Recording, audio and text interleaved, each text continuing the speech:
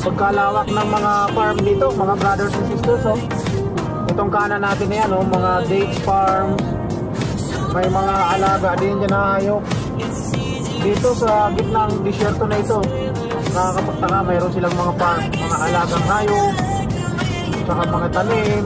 Ayan, nandyan lahat yan. Lalaki niya, no? Ang luluwag. Ito, yung kanan natin, no? Laki ng farm na to. Yung Al-Ain Dairy Farm, nandito rin yan sa lugar na to. Saka yung Al-Rawabi, ayan. Nandito yan.